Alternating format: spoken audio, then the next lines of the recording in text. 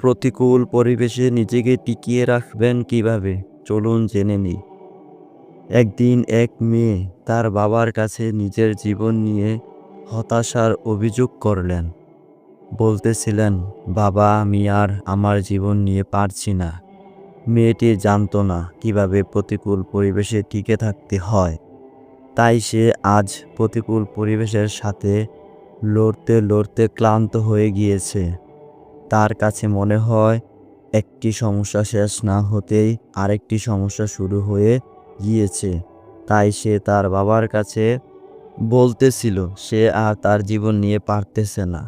মেয়েটির বাবা পেশায় একজন রন্ধনী শিল্পী।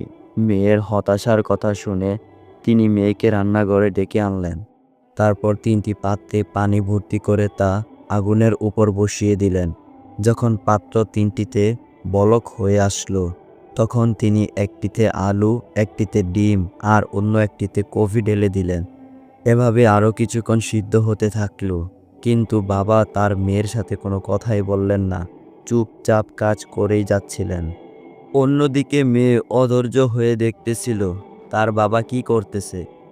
20 মিনিট পর তিনি চুলা বন্ধ করে একে একে প্রথমে আলু উঠিয়ে নিয়ে একটি বাটিতে রাখলেন, ডিম রাখলেন আর কফিটাকে একটি কাপে ঢেলে দিলেন। তারপর মেয়েকে জিজ্ঞেস করলেন, তুমি এখন কি দেখতেছ? মেয়ে উত্তর দিল, আলু, ডিম আর কফি। বাবা বললেন, ভালো করে দেখো এবং ধরে দেখো। মেয়ে তার বাবার কথা মতো ধরে দেখলো আলু নরম হয়ে গিয়েছে। ডিমের খোসা খুলে দেখলো ডিম সিদ্ধ হয়ে শক্ত হয়ে গিয়েছে। অন্যদিকে কফির কাপ থেকে বের হয়ে আসা গ্রানে তার মুখ খুশিতে উজ্জ্বল হয়ে যাচ্ছে। মেয়েটি তার বাবাকে জিজ্ঞেস করলো, এসবের অর্থ কি বাবা? বাবা ব্যাখ্যা করে বললেন, আলু, ডিম, কফি যদিও একই তাপমাত্রায় ফুটন্ত পানির পরিবেশের সম্মুখীন হয়েছিল, কিন্তু নিজের মতো করে, অর্থাৎ বিভিন্ন বিভিন্ন প্রতিক্রিয়া হয়ে গিয়েছে।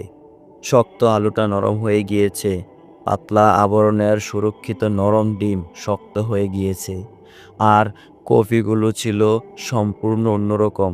ফুটন্ত পানিতে এরা নিজেদের মেলে ধরে পানিটাকেই পরিবর্তন করে ফেলেছে, নতুন এক জিনিস সৃষ্টি করেছে।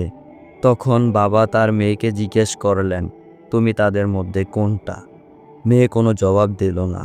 তখন তার বাবা বলল, প্রতিকূল পরিবেশে নিজেকে শক্ত করতে হবে ও পরিবেশ বুঝে নিজেকে উপস্থাপন করতে হবে। কিভাবে প্রতিকূল পরিবেশে টিকে থাকতে হয়। বন্ধুরা, ভিডিওটি যদি ভালো লেগে থাকে তাহলে চ্যানেলটি সাবস্ক্রাইব করে রাখুন এবং কমেন্ট করে জানান আমাদের ভিডিওটি কেমন লেগেছে আপনার কাছে।